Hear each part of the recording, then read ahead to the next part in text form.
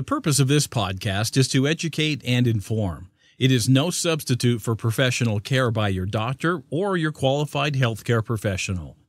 Never disregard or delay professional medical advice because of something you've heard on this podcast or in any linked material. Guests who speak on this podcast express their own opinions, experience, and conclusions. Dr. Shirley neither endorses nor opposes any particular opinion discussed on this podcast. The views expressed on this podcast have no relation to those of any academic, hospital, practice, institution, or other entity with which Dr. Shirley may be affiliated. Welcome to Forever FAB, the podcast on fashion, the art of living, and all things beauty. This podcast is curated by Dr. Shirley Madeir, MD, as the definitive source of holistic wellness through beauty.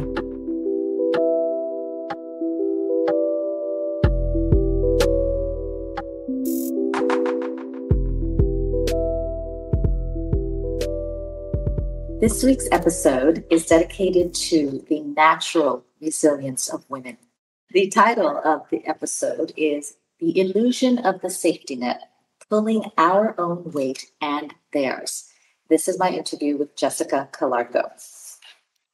So she's a professor of sociology, an author, a researcher, and on top of that, cherry on top of the icing is she's a mother. Jessica Calarco has a unique and enlightening perspective on society and women's role in that society. She is also an associate professor at the University of Wisconsin-Madison and an award-winning teacher, we will see why momentarily, a leading expert on inequities in family life and education, and the author of a number of books, including the most recent, Holding It Together, How Women Became America's Safety Net, which is the basis of this Forever FAB podcast interview. Jessica is prolific. Her compendium is impressive and erudite. Her work has been featured in numerous media outlets, including the New York Times, The Atlantic, CNN, The Washington Post, NBC, multiple podcasts, including this one, Thank You, and NPR. Jessica Calarco joins me today via Streamyard to discuss the do-it-yourself society, the engineers of the society, the modern social agenda, and how women are integral to it. Welcome, Jessica. Congratulations on all of your success. And thank you for becoming a member of the beautiful Forever FAB community. Oh, thank you so much. It's lovely to be here, and I am very excited to talk with you. Well, I've got tons of questions, so shall we get started? That sounds lovely. Fabulous. Okay, from basics, what is the DIY or do-it-yourself society or economy, and how did we get here? Sure. So essentially, other countries have invested in social safety nets as a way to help people manage risk and responsibilities. And in the US, big corporations and billionaires have decided that they don't want to pay their fair share for those safety nets. And so they've leveraged their wealth to turn the US into what I call a DIY society instead. And in the DIY model of a society, people are supposed to manage their own risks and responsibilities without support from the government. And the idea here is that if people just make the right choices, then they shouldn't need that kind of support at all. But the reality is that we can't just DIY society. I mean, certainly some of us may be able to get by without a social safety net, but there are plenty among us, including children, elderly people, people who are sick or disabled or socially marginalized, who need that support from others. And what I show in the book is kind of that despite those challenges, we've managed to maintain this illusion of a DIY society by relying on women to fill in the gaps in our economy, the kinds of jobs that are too labor intensive, but at the same time too necessary, to be profitable in our economy, and also the gaps in our social safety net, doing the kind of work of caring for those who can't take care of themselves, the kind of paid care work or the kind of unpaid caregiving work that other countries put into the social safety net, things like childcare, things like elder care, that work disproportionately falls to women in ways that negatively impact their lives and their careers, and especially that negatively impact women from systematically and multiply marginalized groups who often have nowhere to turn for support in managing the kinds of risks and responsibilities that we've dumped on them, and also nowhere to hide when others ask them to hold even more. So true. I know exactly what you're talking about. Now, you refer to the architects of such a society, the DIY society, as engineers. Who are they exactly? Yeah, I mean, really, these are billionaires and big corporations and the kinds of politicians who are often in their pocket financially. We saw this with Build Back Better in the sense that we got very, very close to passing the kinds of social safety net programs that many other countries take for granted. Things like universal paid family leave, things like affordable childcare, things like higher minimum wage laws, things like child tax credits. And yet what we saw with Build Back Better was that Republican congressional representatives voted against it or weren't willing to vote for it. And there were a handful of then Democrat, now independent politicians also who voted against it or who weren't willing to vote for it, in part because they were paid by the same billionaire donors who've also funded Donald Trump's campaign, for example. And so essentially, we have a system where it's very easy for big money to get very involved in politics and to have that kind of sway in ways that, push us away from the kinds of policies that are often deeply popular, but that are ultimately a hard sell politically because they would force us to raise taxes on those billionaires and big corporations in ways that would actually mirror the kinds of tax rates that we've had in the past on wealthy people and corporations, but that we've increasingly moved away from as we've pursued this kind of DIY model over the past century or so. Wow. Now, are these the collection of services perhaps that are within the safety net, are they all government programs? How would you specifically define the social safety net? Yeah, and not necessarily in the sense that I think of a social safety net as a set of programs and policies or social structures that allow us on the one hand to live with dignity, throughout our lives, that also allow us to have access to economic opportunities, and that thirdly help us to participate equitably and sustainably in what I think of as a sort of shared project of care. And so this can take a number of different forms. In terms of living with dignity, that means protection for people who are dealing with, homelessness or dealing with low incomes or, are struggling to get by, or, the healthcare needs that we have. This is things like universal healthcare as a way to take care of people's basic needs, making sure that food insecurity is dealt with, housing insecurity are dealt with. In terms of economic opportunities, this includes things like free childcare, or at least affordable childcare for families. It includes things like free or accessible college tuition, things that make economic opportunities more possible. And then in terms of the shared project of care piece, this is a place where this can be certainly government policies, but can also be individual employer policies in terms of making sure that employees, things like 4-day work weeks, things like flexible work hours, making sure that people, remote work options, making sure that people have access to the time and the energy that they need to care for their families, care for their homes, care for themselves, care for their communities in the process too. And these are things where, places like France have much stricter paid work hour restrictions than we do, and also have things like mandatory, paid vacation time in ways that help people to not only spend less time on paid work, but also have more time for leisure, have more time for sleep, have more time for their families in ways that we simply don't put in place because we push so much of our energies into paid work in the US.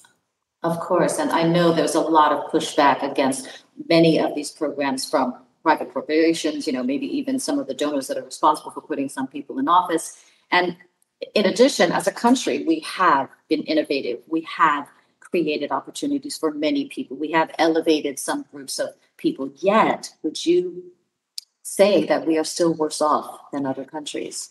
Unfortunately, that's what the data show, in the sense that, we don't have we are less healthy. We tend to have shorter lives than people in other high income countries. We tend to be less productive in terms of, yes, we're spending a lot of time in the workforce, but it's less productive time in many cases. We haven't necessarily we have higher levels of inequality. We have lower levels of social mobility. The American dream isn't really the American dream. It's more the sort of like Swedish dream or even the Canadian dream compared to what we have here in terms of, levels of social mobility. And so I think certainly we have lots of myths that we tell ourselves about how great we are as a country, but there's lots of reasons to question whether the policies that we have in place are really what's best for people overall. And I do think it's important to question. I'm so happy that we're having this very important conversation. So on that note, what is neoliberalism and how does it impact women? Absolutely. So essentially what happened on this front is that I trace the origins of this DIY society model back to the 1930s, and drawing on a number of historical works. Essentially, at the time, in the wake of the Great Depression and Franklin Roosevelt's New Deal, wealthy business owners associated with the National Association of Manufacturers were looking for a way to push back against the higher taxes that were being put in place to pay for those large-scale social programs, put in place through the New Deal. And what they found was this idea of neoliberalism, which was being developed by a group of Austrian economists who argued that societies are actually better off without social safety nets, because if people don't have a net to fall back on, they'll be less likely to take risks and more likely to make the kinds of, quote unquote, good choices that will keep them safe from harm. And so those wealthy business owners paid to import those Austrian economists and give them endowed professorships at elite universities in the US, where they went on to promote those kinds of economic ideas to the next generation of economists and policymakers, people like Milton Friedman, who is arguably the sort of the sort of architect of our modern policy system, and who also played a key role in propaganda campaigns. Things like General Electric Theater, which was a national television program wildly popular that was hosted by Ronald Reagan, and that really launched his career as a politician, and helped to reinforce many of these policies. Things like rapidly declining tax rates for people at the top of the income ladder and for large corporations. Things like the retrenchment, the scaling back of welfare programs, massive changes to our social safety nets that have had deeply detrimental impacts. And the irony here is that research has subsequently debunked these ideas, that this isn't how risk works. Putting people in more risky situations doesn't get them to make better choices. But this is very much the sort of ethos that our modern policy environment is founded on. This idea that people, especially when they don't have support, the presumption that they'll just make better choices, when that's very much not the case. Wow, it's a sinister system. And most people, myself included, until I read the book, had no idea how so many things and systems and departments and ideologies are connected for this, what seems like singular goal or singular messaging to keep women down.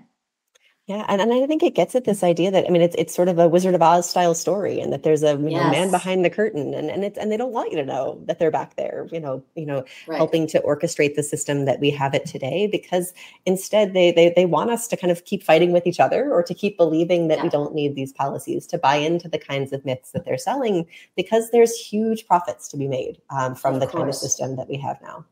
Of course. So particularly as women, how did we become so vulnerable to this systemic exploitation? Was the messaging targeted towards women anyway? Certainly this kind of a system exploits the vast majority of us, in the sense that most of us are being pushed to work more paid work hours and get less support than we need. But essentially the problem with this kind of DIY model is that there are people in that system, like we talked about before, who can't care for themselves. And so you need someone to fill in those gaps. You need someone both to do the unpaid caregiving labor, the child care, the elder care, the care for the sick within families and communities. And you also need people to do the paid care labor. The paid child care, the paid elder care. And you need that labor, at least in a DIY system where we're not subsidizing those kinds of industries. You need that work to be deeply underpaid, because that's the only way to make that work financially accessible to the people who need it. Certainly childcare costs often thousands of dollars a month, but childcare providers are among the lowest paid workers in our economy. And that disconnect comes from the fact that we're not subsidizing it. This is a really labor-intensive industry that other countries make part of their social safety net, but we put it on individual families to pay for. And the only way to make that work is to exploit those workers. And what I talk about in the book is that essentially what these engineers and profiteers have figured out is that one of the best ways to force people into that kind of a system, to take those deeply low-paying jobs or to do that unpaid caregiving labor, is to push them into motherhood, to leave them responsible for young children, and then to deny them any support in raising those children. I talk in the book about a mom who I call Brooke, who actually never intended to be a mom herself, but who, like many young women, became pregnant unexpectedly in college, thought she was going to get an abortion, but her own mother is deeply religious and talked her out of it. And what ended up happening was that she thought she'd be able to stay in college and finish school, but she couldn't afford both childcare and college tuition. And so she ended up not only dropping out of college, but also going onto welfare, moving herself and her son into a shelter, and ultimately taking a job as a childcare provider, because on welfare, she was required to take a paid job to even get, about $250 a month in welfare benefits. She was still required to find a job. And that was the best job that she could find, and not a high paying one. Even when she was promoted to center director a few years later, she was still only making $25,000 a year. And yet this was the best job that she could find as a single without a college degree who'd been pushed into motherhood sort of unwittingly. And I think that shows us how, the sort of treating women as the sort of natural default caregiver for children, and then pushing them into motherhood, either by laws like we've seen with the Dobbs decision, or by, culture like we see with many of the religious movements in the US, is a way to sort of push women into motherhood and then leave them with no support in the process, which then makes them deeply vulnerable to exploitation on so many fronts. So many stories of the women you tell in your book, to me, sound at the least unfortunate and certainly dramatic and traumatic, right?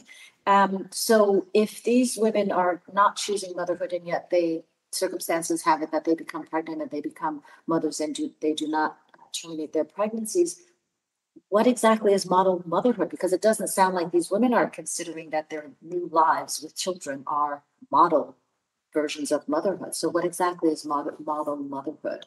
Yeah, I think it's certainly, I think we have ideals about motherhood in society, and this is, maybe one of the pernicious parts, in the sense that even if women are pushed into motherhood, they're still held to these ideals of, what a good mother is supposed to be, that she's supposed to sacrifice everything for her children, that she's supposed to, be the protector for her children, that she's supposed to oftentimes provide for her children. We have a growing number of women who are, not only the primary childcare providers in their families, but also the primary breadwinners, or at least co-breadwinners for their families. And so women are sort of being stretched on both sides, that they're filling almost 70% of the lowest wage jobs in our economy, at the same time that they're doing almost twice as much unpaid care work as men. And so this is, a place where women are being stretched thin on so many fronts, and yet are being told that they just need to do more and more and more to uphold these kinds of ideals. And I argue in the book that, these kinds of ideas that we have about what a model mother looks like, they can also have this sort of pernicious effect where they make mothers in particular very vulnerable to fear-mongering, in terms of, it's very easy if you tell women, you are the natural best protector for your children, you're the only one who can keep them safe. Then what that means is that anytime that you can also be told, oh, well, here's this new threat to children. And we've seen this with things like the anti-critical race theory panic, or things like the panic around transgender kids, that if messaging suggests that children are under threat, then mothers feel like they have to spring to action to protect their kids from those threats, whether those threats are real or not. And so it becomes a way, those ideal motherhood norms become a way of kind of manipulating women, sometimes into sacrificing, their own well-being, their careers, and certainly being easily pushed into, rejecting ideas that might be best for their families overall. Wow. Sinister and pernicious, absolutely. So where does it all start? Does society groom, girls to be readily exploited, suppressed, or oppressed, while, of course, it teaches the boys to be masters of the universe, especially financially? Absolutely. I think certainly this is one of the things where, we have this sort of motherhood trap that I talked about before. And so we can imagine that, if girls and women know that this is coming, that this is kind of what's being held out for them, that it would, we might see more and more of them kind of jumping ship and saying, no, I'm not going to go that route. I'm not going to get married. I'm not going to have children. But one of the ways that our society tries to prevent that, tries to kind of keep them on board, is by, socializing girls to be, and, anyone who could become pregnant down the line, to fill these kinds of caregiving roles. From the time they're old enough to hold a baby doll, girls are taught to think of themselves as mothers, to prepare themselves for mothering roles. And what that does is that it teaches girls and women that the buck stops with them.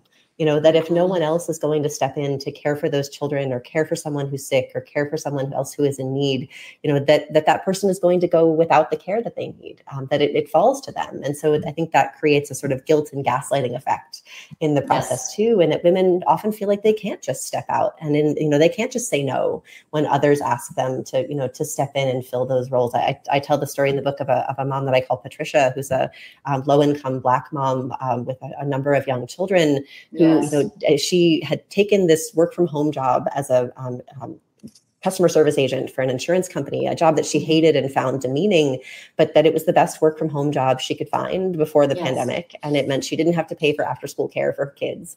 And at the same time, what that meant was that when the pandemic hit, her and her husband didn't even talk about who was going to stay home and watch the kids. He kept going out to work every day in construction, and she just had to, do more of the more. And she cut back to just 4 days a week of paid work hours because she was just so exhausted from all of this and felt like she was letting her kids down and felt like she was getting frustrated too often. And yet what happened was her extended family said, hey, you have this extra day off. Can you drive me to the doctors? Can you drive me to the grocery store? Because she was one of the only people in her family with a reliable vehicle. Car. Yeah, exactly. And so and she talked about how at the same time she felt like she couldn't say no because she knew that, there was no one else for them to turn to. And she also worried that, well, what if I need help again someday? And that, unfortunately is what ended up happening. Her and her husband got divorced during the pandemic. And she needed help. She had become pregnant with twins unexpectedly right before they got divorced, and needed someone to drive her to the hospital after her, drive her to doctor's visits after her C-section, needed people to help her out with the other kids. And this was just a deeply difficult situation, but she was glad that she hadn't pushed people away before. And so I think that shows us, how, we teach women that they have to make these choices because if they don't, no one else will. And at the same time, we don't socialize young boys or men to do the same. We don't expect them to fill those caregiving roles. And we often don't teach them to, which means one of the other things I talk about in the research is that men get angry, when they are pushed into these caregiving roles. That was one of the most maybe surprising and troubling findings that came out of our pandemic research was, how angry dads were getting when they were able to work remotely, when their kids were home, that they were just not used to being in this situation of trying to work for pay while also having the kids underfoot.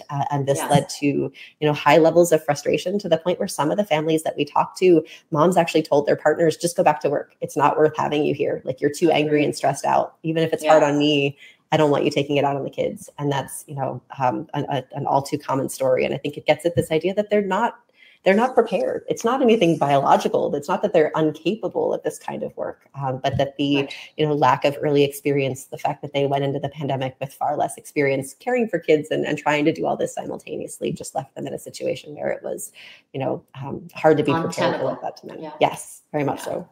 It seems as if we do have options, and yet as women, we do not. So there's this pernicious combination of pronatal messaging, as you mentioned in the book, and obstacles to, frankly, reproductive rights that push women into unplanned or even poorly timed pregnancies. How can a woman make such a decision without being judged or even punished? Yeah, and I think that's a hard thing in the sense that in so many communities throughout the U.S., whatever decision you make, if you have a poorly timed pregnancy or an unplanned pregnancy, you can be sort of, condemned either way. And this is a challenge. And certainly, and at the same time, there are many communities where, people who become pregnant really don't have much choice. Even before the Dobbs decision, there were many communities where you'd have to drive hours to get to the nearest, abortion clinic or to be able to access reproductive care that people needed during pregnancies. And so certainly this is not a situation where policies have certainly exacerbated this, but there've long been policies in place to complicate these decisions as much as possible. And certainly the kinds of culture that we have in our society that both valorizes motherhood on the one hand, that tells women, and certainly we've heard in the media lately, politicians claiming that, you're only a real person, you only deserve to vote, maybe even if you are a mother or if you're a parent of young children. And so that, certainly raises questions about the value of those who don't make that choice in the process too. As a childless, I'm not a cat woman, I was as a child, but as a childless dog woman, I have been told in the past that I am incomplete. I am not a complete woman without children. So I hold that near and dear to my heart. I'm sorry to hear that. Yeah, no worries. No worries. Now, there seems, from my perspective, there seems to be an unprecedented level of misogyny in the world, on top of the multiple isms, which we have all either experienced or observed clearly. Would you say that that misogyny is one of the major factors that keeps women constrained, stressed, trapped, or are we as women partially responsible? Do we take some of the blame for acquiescence and the acceptance of perhaps what may be considered insurmountable or just way too big to dismantle? Yeah, I mean, I think there's certainly, I think we have to understand, where is this misogyny coming from, and why is it so entrenched and so popular right now? What is it about our society? And what I argue in the book is that essentially, the misogyny that we're seeing, that the rise in sort of sexist attitudes among men, maybe especially among young men, some surveys suggest, stems from the fact that our society, this DIY model is deeply precarious, especially those who don't already have a foothold in the economy. And so what this means is that for many young men in particular, it feels like the only way to achieve success, to even reproduce their own parents' class position, for example, let alone try to get ahead, is by having a woman who's behind the scenes to sort of prop them up, having a stay-at-home wife, or having someone who is willing to take a step back in their career. And in many families, because of gender pay gaps, for a lot of families, they realize once they have kids that they just can't afford childcare, that they'd actually be cash negative if both partners were working for pay full time. And in those households, it's oftentimes because of gender pay gaps and gender disparities in the labor force, women who are making less money. And so that means that it makes more sense if one parent has to drop out of the workforce for that to be mommed. But the men in those families don't want to think of themselves as bad guys. They don't want to see themselves as sort of evil for exploiting the labor of their wives or their partners.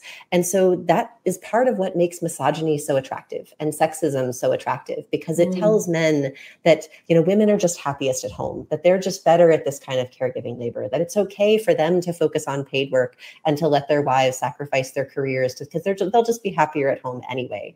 And that kind of sexism very easily turns over into misogyny, in the sense that then, once you have other women questioning, your choices, saying, hey, but look what's happening to your wife. You're exploiting the choices that, you're exploiting her labor. You're not treating her well. Then it becomes very easy to lash out in anger, to lash out with the kind of vitriol that we've seen in those kinds of moments. And certainly I think in those moments too, it's easy for at least some women to see patriarchy's coattails as a way to security, as a way to, find the kind of stability that, because of these gender pay gaps, because of the deep inequities in our system, might be harder for them to achieve on their own. And so this is a place where, defending patriarchy, being willing to accept that misogyny, especially toward other women who might be, questioning the system, who might be pushing back against these patriarchal norms and against the kind of misogyny, might feel like a self-protective kind of mechanism in the moment, but can ultimately serve to reinforce some of the inequities that we have, and certainly pushes us to,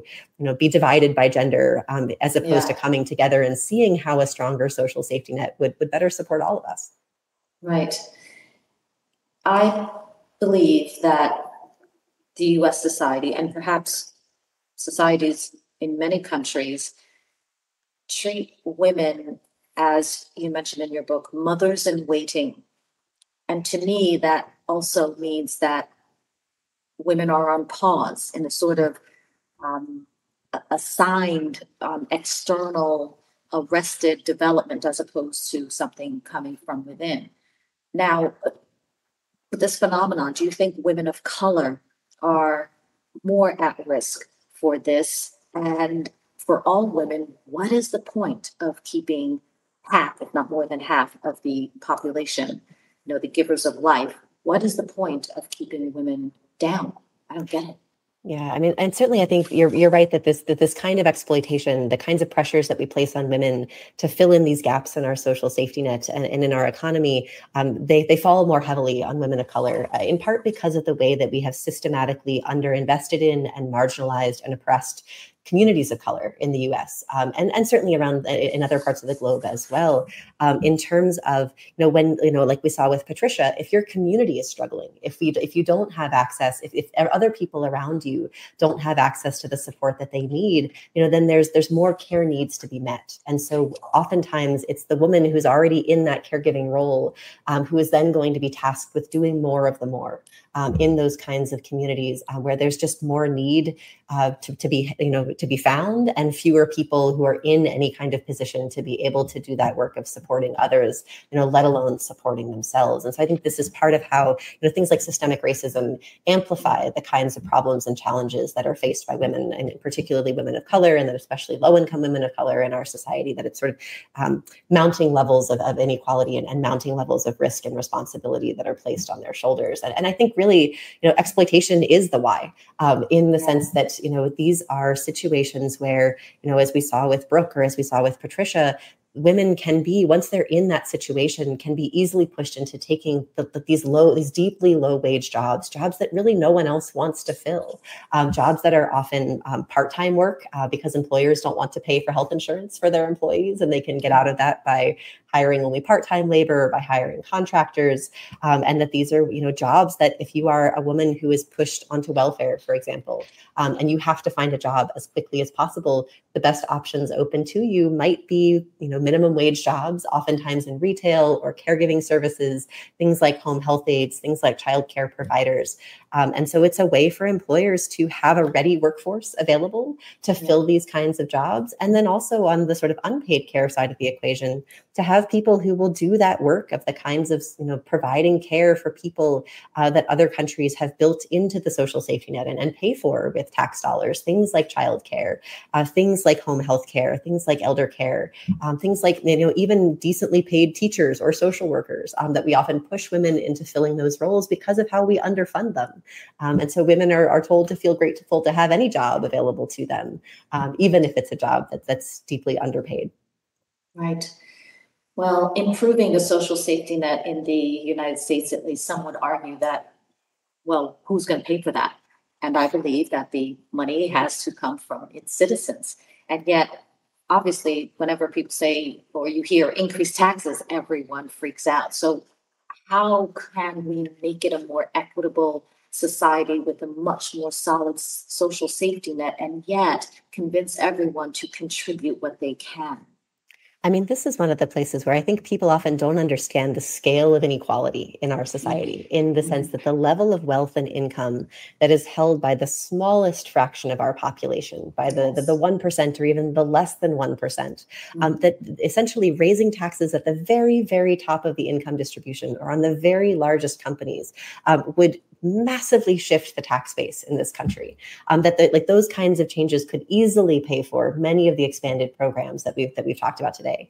And on top of that, we could also restructure existing programs to make them more equitable. Things like Social Security. We wouldn't have to worry about falling birth rates to fund Social Security if we actually just had workers pay rates that were based on their real incomes, as opposed to subsidizing the way that the system is structured right now.